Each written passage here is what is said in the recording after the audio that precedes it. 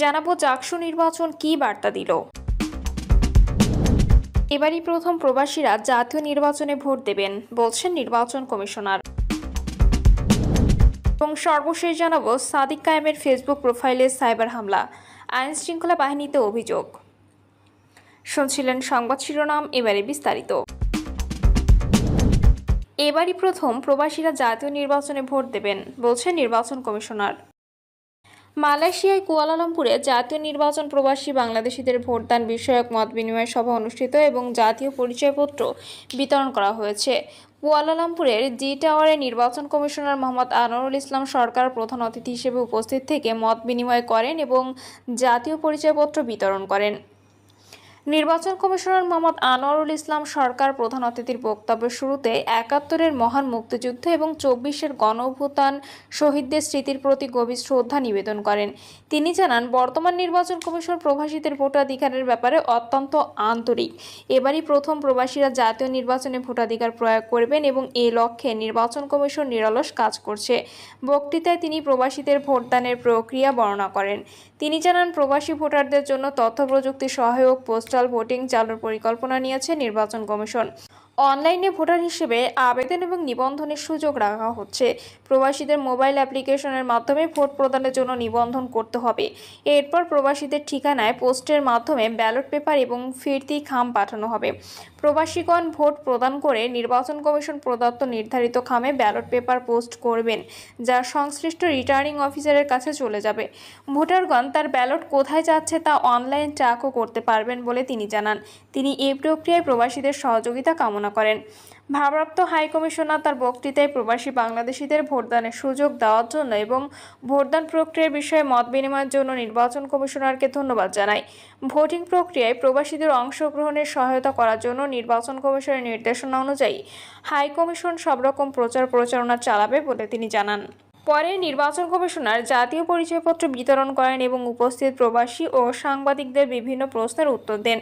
অনুষ্ঠানে প্রবাসী কমিউনিটি প্রতিনিধি, বিভিন্ন পেশাজীবী, সামাজিক সাংস্কৃতিক সংগঠনের প্রতিনিধি, শিক্ষার্থী, সাংবাদিক এবং হাইকমিশনের কর্মকর্তা কর্মচারীবৃন্দ উপস্থিত ছিলেন।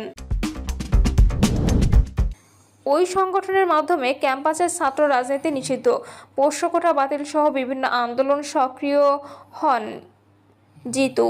গণ অভ্যুত্থানের পর বৈষম্য বিরোধী ছাত্র আন্দোলনে দেশের বিভিন্ন জায়গায় নেতিবাচক ভূমিকা দেখা গেলেও ক্যাম্পাসে জিতু তার ইতিবাচক ভাবমূর্তি ধরে রেখেছিল।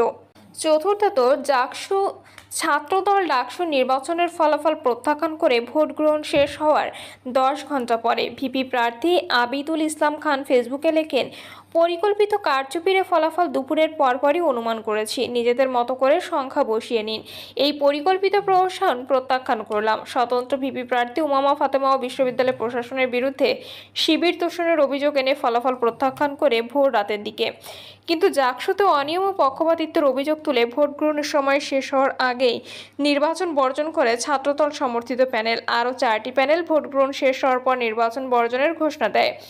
পঞ্চমত, ডাকসুতে ভোটার সংখ্যা প্রায় 40,000 এবং ভোট দিয়েছেন প্রায় 79% শিক্ষার্থী। অথচ এখানে হল সংসদ এবং কেন্দ্রীয় সংসদের পুরো ফলাফল ঘোষণা করা হয়েছে ভোট গ্রহণ শেষ হওয়ার 10 ঘন্টার মধ্যে। বিপরীতে জাহাঙ্গীরনগরে ভোটার 12,000, এর মধ্যে ভোট দিয়েছে প্রায় 8,000 শিক্ষার্থী। অথচ এখানে ভোট গণনা করতে লাগলো 2 দিন। ডাকসুতে ভোট গণনা নিয়ে কোনো নাটকীয়তা বা গণনার পদ্ধতি নিয়ে কোনো কথা ওঠেনি, কিন্তু জাকসুতে ভোট গণনার পদ্ধতি নিয়ে সমালোচনা হয়েছে। বিতর্কের মুখে ডিজিটাল পদ্ধতি বাদ দিয়ে ম্যানুয়াল পদ্ধতিতে হাতে গোনা হয়েছে। ডাকসুতে ব্যালট পেপার বা ভোটের পরে ভোটারের আঙুলে দেওয়ার জন্য অমোচনীয় কালি দিলেও কোনো বিতর্ক ওঠেনি, যা উঠেছে জাকসুতে। এখানে অমোচনীয় কালির কারণে একজন ভোটার একাধিক ভোট দিয়েছেন বলে অভিযোগ উঠেছে। এসব অনিয়ম ও অব্যবস্থাপনার কথা বলেই 5 জন শিক্ষক ভোটের দায়িত্ব থেকে সরে গেছেন। যদিও প্রহরের দাবি নির্বাচনে কিছু বিচ্যুতি হলেও অনিয়ম হয়নি। জাকসুর ভোট গ্রহণ শেষ হওয়ার 48 ঘন্টা পরে ফলাফল ঘোষণার সময় যা ঘটে সেটিও অনেকের দৃষ্টি এড়ায়নি। যেমন ফলাফল ঘোষণা শুরুর আগে নির্বাচন কমিশনের সভাপতি অধ্যাপক মনিরুজ্জামানের বক্তৃতা চলাকালীন শিক্ষার্থীদের শোরগোল বেশ কানে লেগেছে। তিনি সবাইকে সালাম দেওয়ার পরে নমস্কার দিলেন, এরপর ঘড়ির দিকে তাকিয়ে বলেন গুড আফটারনুন। এ সময় অনেকেই বলে ওঠেন গুড আফটারনুন বাদ দিয়ে ভোটের। জাকসু নির্বাচন কী বার্তা দিল?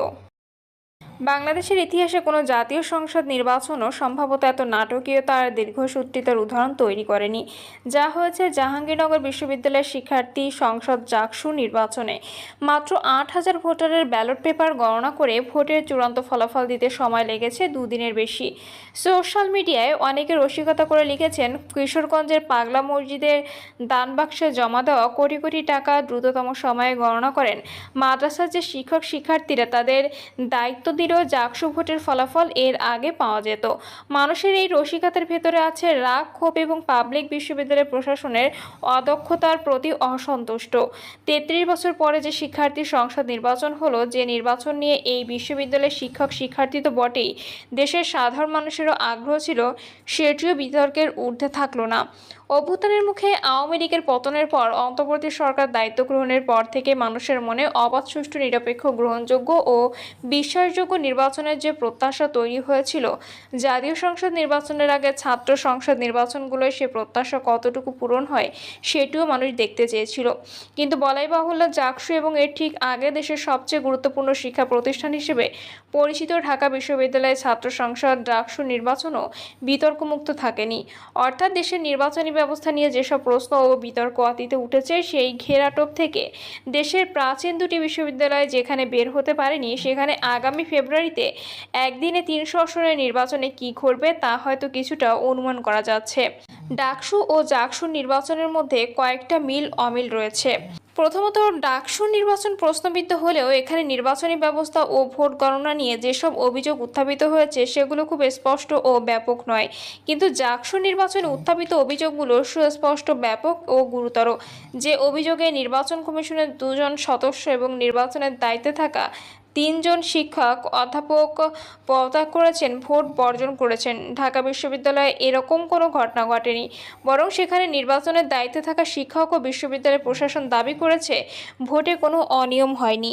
বরং ডাকসুতে পরাজিত প্রার্থী ও প্যানেলের পক্ষ থেকে উত্থাপিত মূল অভিযোগ হচ্ছে বিশ্ববিদ্যালয় প্রশাসনের বিরুদ্ধে শিবির তোষণ। দ্বিতীয়ত, ঢাকা বিশ্ববিদ্যালয়ে শিবির সমর্থিত প্রার্থীরা পূর্ণ প্যানেলে জয়ী হয়েছেন মূলত তাদের রাজনৈতিক কৌশল ও বিএনপির অতি আত্মবিশ্বাস। গত 1 বছরে তাদের সম্পর্কে নানাবিধ নেতিবাচক খবর, শিক্ষার্থীদের মধ্যে শিবিরের আধিপত্য সহ নানা কারণে। জাকসুতেও শিবির প্যানেলের আধিপত্য, এখানে ভিপি ছাড়াও অধিকাংশ পদই তাদের দখলে। ভিপি হয়েছেন স্বতন্ত্র প্যানেলের আব্দুর রশিদ জিতু। তার জয়ে মূল ভূমিকা রেখেছে তার ব্যক্তিগত ইমেজ, অর্থাৎ ভিপি পদে অন্য প্রার্থীরা জিতুর ইমেজকে ছাড়িয়ে যেতে পারেনি।